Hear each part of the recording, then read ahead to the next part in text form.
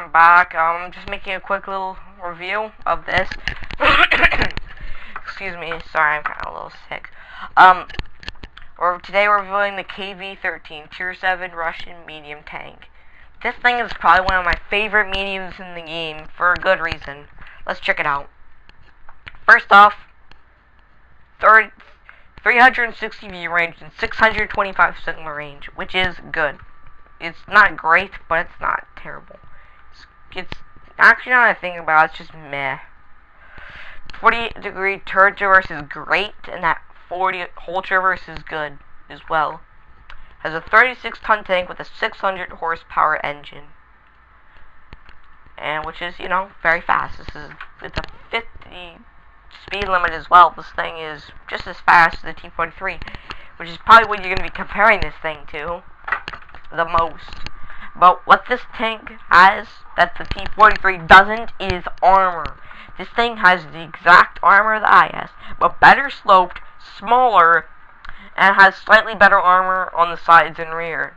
This thing, I have bounced shots from IS-3s and T-32s. This thing has great armor, and but you have to be careful. This thing's turret, while not being poorly armed, isn't incredibly well armored. And the mantlet is big compared to the turret, but that mantlet isn't that thick. And that commander's cupola is extremely vulnerable. Equipment fit,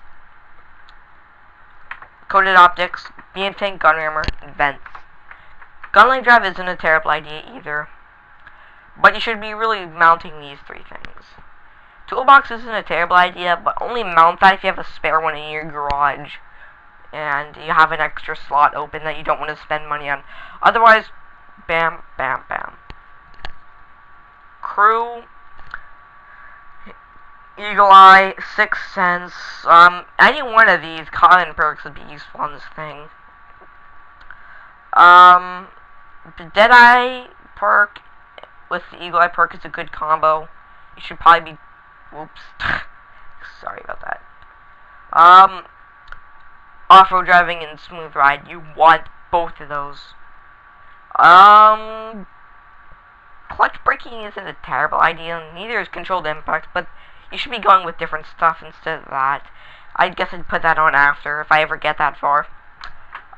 There's no really good loader perks, but I just threw on Adrenaline Rush just because it's, I kind of like it in heavily armored tanks with lots of hit points.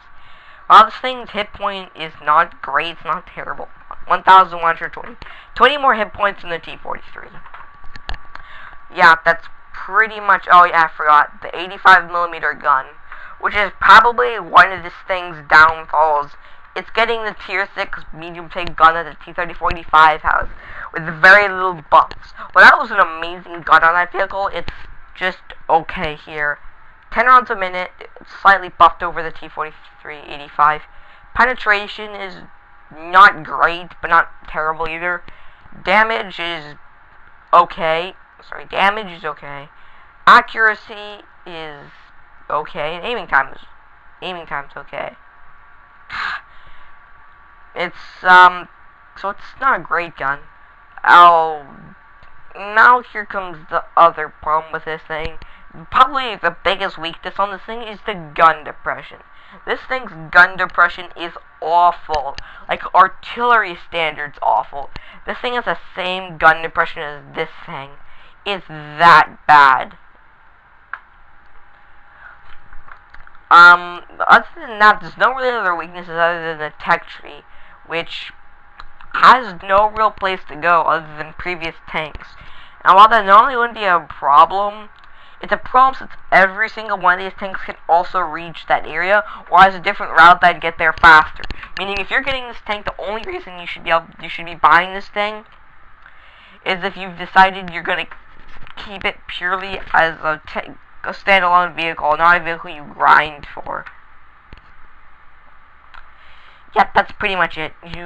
That's the tank. It's a good vehicle, great vehicle. It's one of my favorite mediums.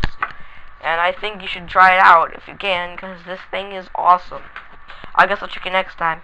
See ya. Bye.